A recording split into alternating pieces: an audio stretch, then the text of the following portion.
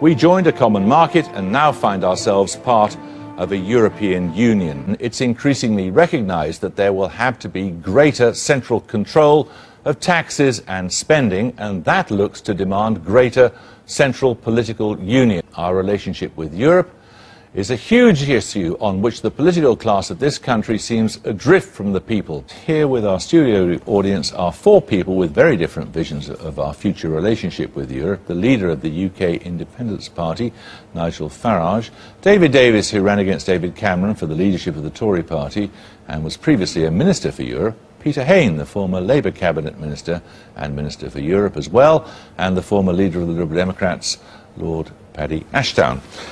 Now, David Davis, how important is it that at a time like this we try to redefine our relationship with Europe?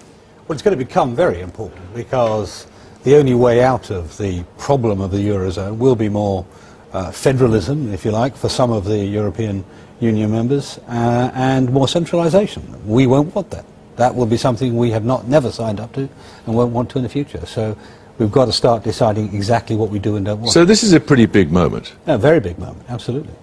Paddy Ashdown, you would share that view, I imagine. Absolutely.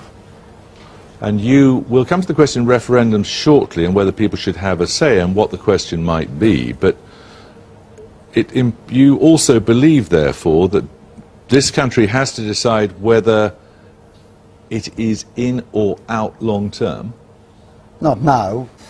3.5 million jobs now depend on trade with Europe, our major partners.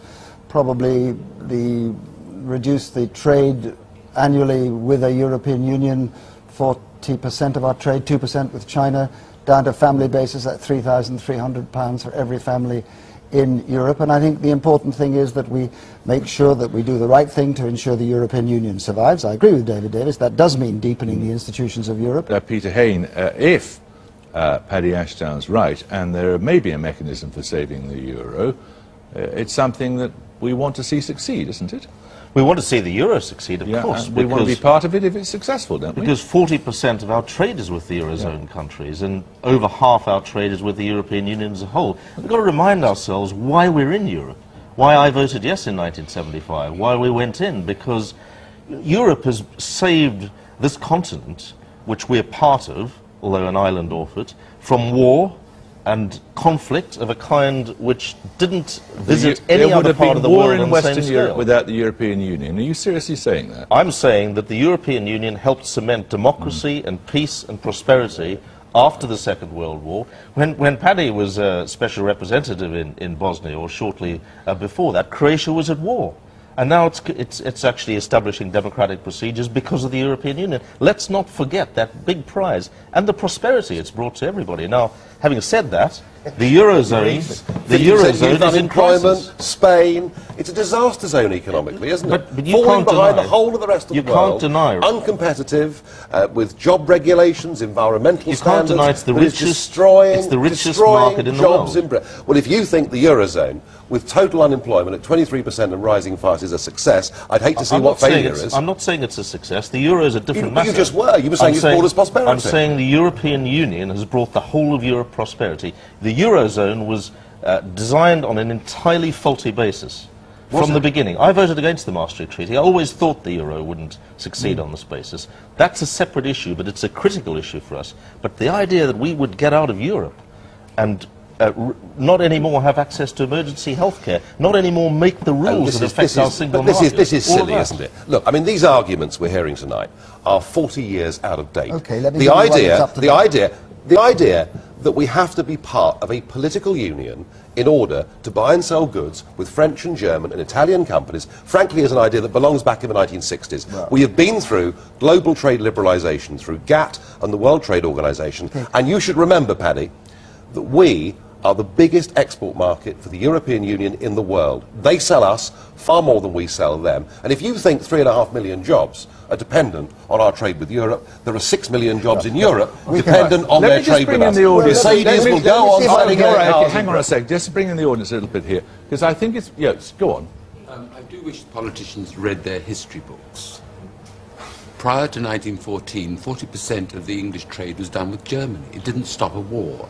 The idea that you will not go to war with people you do trade with is ridiculous. Who here feels themselves to be a European?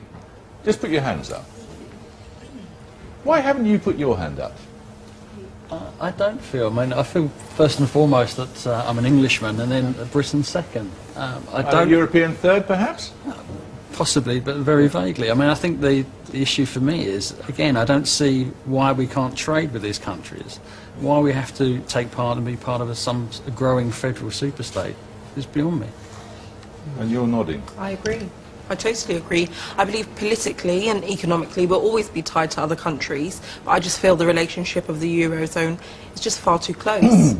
If we leave, World Trade Organization would be our only sort of mechanism to trade with Europe. The European Union has 60 free trade deals with 60 different countries all over the world. Mexico has a free trade deal with the European Union. Are you telling me their biggest export market wouldn't have that deal? Well, I mean, if you are going to consign us, as you want to, Nigel, to the position of Norway, outside, but nevertheless... No, Switzerland. No, Switzerland. Or okay, Switzerland. And able to trade with the rest of the world, Paddy. Make our own trade deals. We're forbidden from doing that. Hang on a second. You made the point. Now let me make a couple of points. One is that if you're Norway or Switzerland, Norway's had to enact 75% of European legislation to remain a trader in the single market. Hasn't. Yes, they have. No, Switzerland have had to enact nearly all the financial regulations out of Europe, but run by Europe. That's what you're proposing. Completely wrong. I mean, here, but it isn't actually. And you can have a look at the Europe figures. as well. If Europe doesn't realise the right reaction for the new circumstances in which we find ourselves is to deepen the institution of our defence, our foreign affairs and our economy, we are bloody fools, and the next decade is destroy our going to be democracy. far...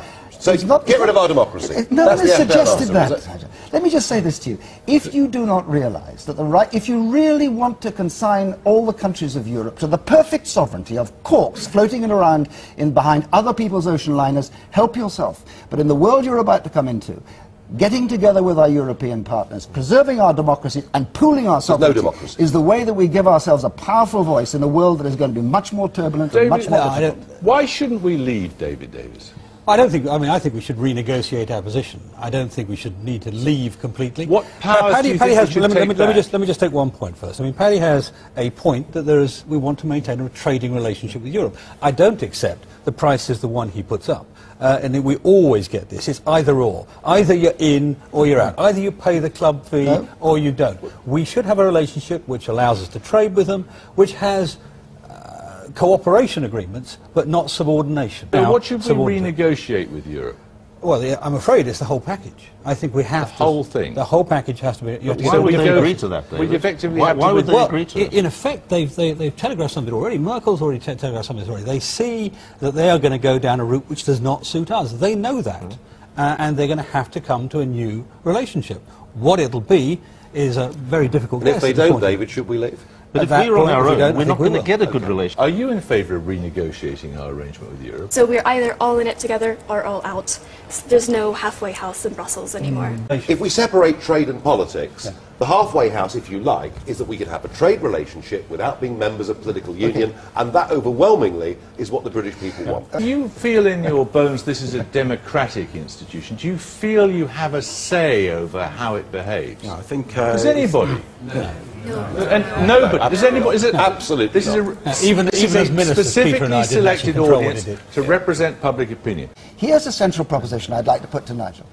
The American state, the United States, has now agreed to begin trade negotiations with the European Union, our two primary trading partners. Nigel wants us not to be at the table at all. I want us, Paddy, to accept the offer that was made to us by the Commonwealth, which is now nearly a third of the population of the globe, who offered us 7 years ago a free trade deal, and the British government rejected it because we're... What, are you saying Australia and Canada aren't serious? The European Union's on our doorstep. Half our trade is with We do most of our business on telephones, Peter. I know you've never worked in the real world, but most of our business is done on telephones. If it becomes in Britain's interest to join the euro in the future, I think we should do so.